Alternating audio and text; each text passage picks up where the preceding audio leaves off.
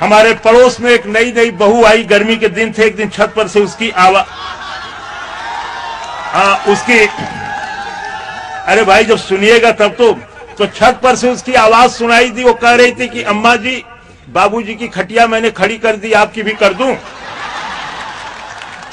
दरअसल उसका आशय था छत पर बिछी हुई चारपाइयों के खड़ा करने से, लेकिन उसमें से जो ध्वन्यार्थ निकलता है उसको मैंने अपनी कविता का विषय बनाया। अब आप कविता सुने। पप्पू के दुल्हन का चर्चा कॉलोनी के घर घर में। ऐसी बहुएं जल्दी हाईलाइट भी होती हैं, चर्चा का विषय भी जल्दी बनती है कि पप्पू के दुल्हन का चर्चा कॉलोनी के घर घर में। पप्पू का दुल्हन पप्पू के रखे अपने अंडर में। कि पप्पू के दुल्हन के चर्चा कॉलोनी के घर घर में। पप्पू के दुल्हन पप्पू के रखे अपने अंडर में। पप्पुआ इंटर फेल दुल्हिया बीए पास हो भाई जी। अब पप्पू असूल लद्दड़ नहीं एडवांस हो भाई जी।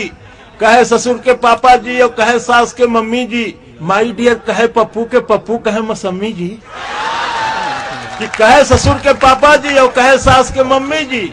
माई डियर कहे पप्पू के पप्पू कहे मौसम्मी जी। बहु सुरक्षा समिति बनौले हव अपने कॉलोनी में। बहुतन के ही सबक सिखौले हव अपने कॉलोनी में। कॉलोनी का कुल दुल्हनिया एके प्रेसिडेंट कहेली। एकर कहना कुल मानेली, एकर कहना तुरंत करेली। पप्पू के दुल्हन का नक्शा कॉलोनी में हाई हो। ढंग एकर बेढब हो, सबसे रंग एकर एक जाई हो। कॉलोनी का बुढ़िया बुढ़वा दूरे से प्रणाम करल। कि कॉलोनी का बुढ़िया बुढ़वा दूरे से प्रणाम करल। भीतरे भीतर सास डरेले, भीतरे भीतर ससुर डरेल। दिन में सूट रात में मैक्सी, ना घुंघटा ना अचरा जी। देख देख के हंसे पड़ोसी मिश्राइन और मिश्रा जी। कि दिन में सूट रात में मैक्सी, कि दिन में सूट रात में मैक्सी, ना घुंघटा ना अचरा जी। देख देख के हंसे पड़ोसी मिश्राइन और मिश्रा जी। अपने एको काम न छुए कुल पपुए से करवावे ले। ये अपने एको काम न छुए कुल पपुए से करवावे ले। पप्पू जान गए हो काहे माई डियर बुलावे ले। कि छूट गई पप्पू का बीड़ी और चौराहा छूट गए। छूट गई मंडली रात का ही हाहा छूट गए। हरदम अप टू डेट रहे ले, मेकअप दोनों जून करे।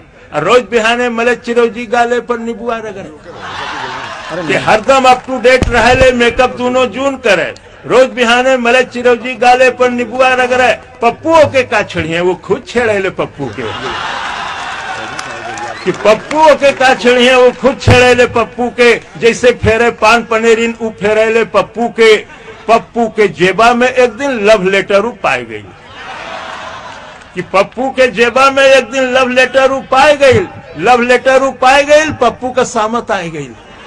मुंह पर छींटा मारे उनके, आधी रात जगावे ले।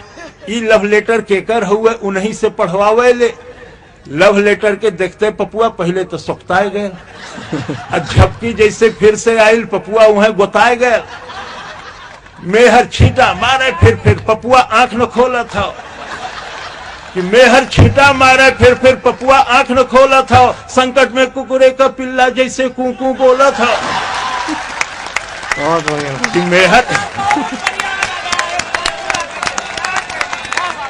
कि मेहर छींटा मारे फिर पपुआ आंख न खोला था। संकट में कुकुरे का पिल्ला जैसे कूकू बोला था।